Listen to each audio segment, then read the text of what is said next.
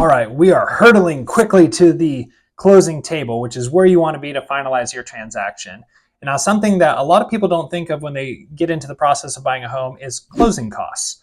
So closing costs are all sorts of different fees and expenses that are required to fully see the transaction through. And it's to ensure that everybody on every side of the transaction, both the buyer, the seller, the agents, the lending institution, the title company, everyone involved gets paid accurately and correctly. So that's all going to come on your closing statement, as well as all of your paperwork that you sign at closing. You will get a copy of everything.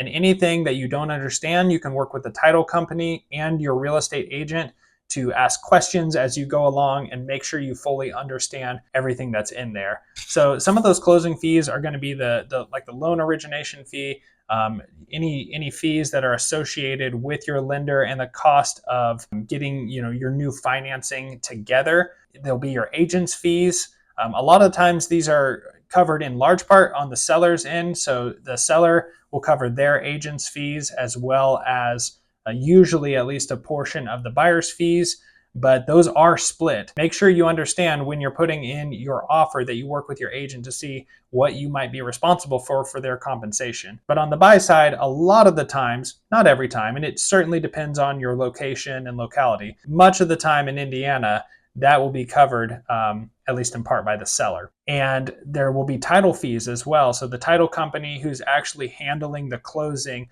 and the transference of title and closing out everyone's accounts, they have fees associated with them as well. So these will all be listed and who's responsible for each on your closing statement.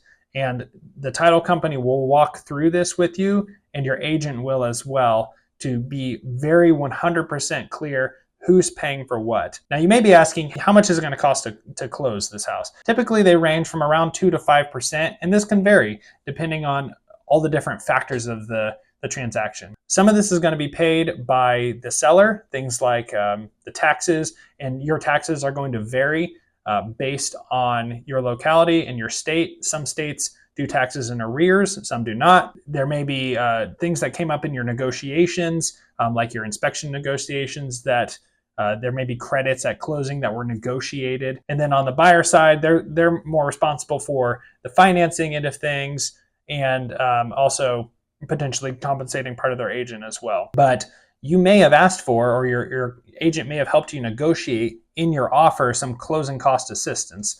It's something that's very common to ask for buyers when they're putting in that offer, to have assistance from the seller to help close the home. All of this is variable, all of it's negotiable, and that's very normal in a real estate transaction. So work with the professionals that are on your team to make sure you understand all of it and that everything's good to go for you to close in your home.